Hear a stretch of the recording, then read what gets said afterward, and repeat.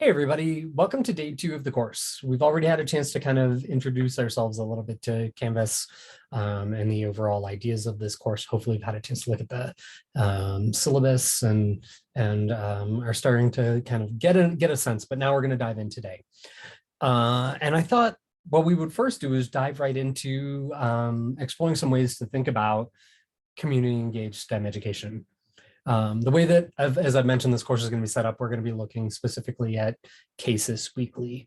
And we have a bunch of different cases of examples of how we can think about STEM in the communities. And I thought this was a really interesting one for us to get started. So this is all about the Learning in Places project out of Northwestern University, Megan Bang's work. And the overarching idea of this project is that, even though we have so many socio-ecological challenges facing us, we still do a lot of the work that we do connected to math, connected to science, engineering in the classroom, and disconnected from the natural world.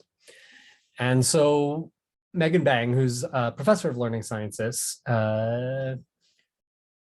decided to kind of think about like immersing students in outdoor field-based science learning is a really good way and something that's not really utilized for preparing students to wrestle with these big ideas. And there's this quote of hers that I wanted to think about. Much of science learning today is not geared towards deep engagement with our most pressing issues, such as food security. Our goal is to increase students' ability to engage in observation, inference, and ultimately decision-making in culturally community ways. And what I really like about this case is that they really dive into the idea of the way that they think about design. And that's going to be the focus of this discussion. I have a bunch of opportunities. I have some websites about the work, describing what they've been up to.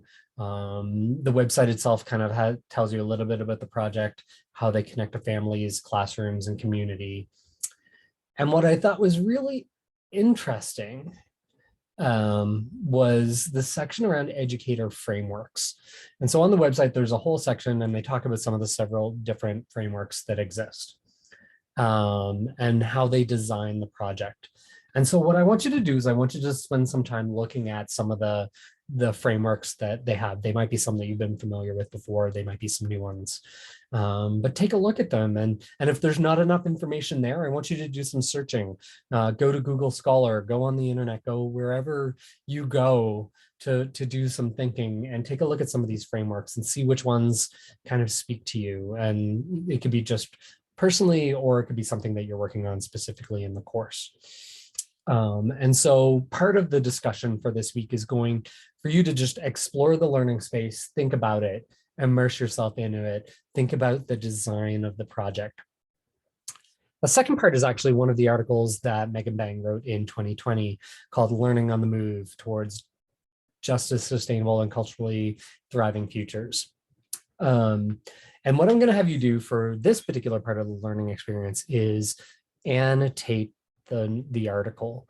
And I'm going to have you look at kind of like 5 sections of an empirical research article. And I want you to kind of look at and question things that you're thinking about in terms of the introduction, the review of the literature, what is the theoretical frame, the methods, the results, and then lastly, look at the discussion and conclusion section.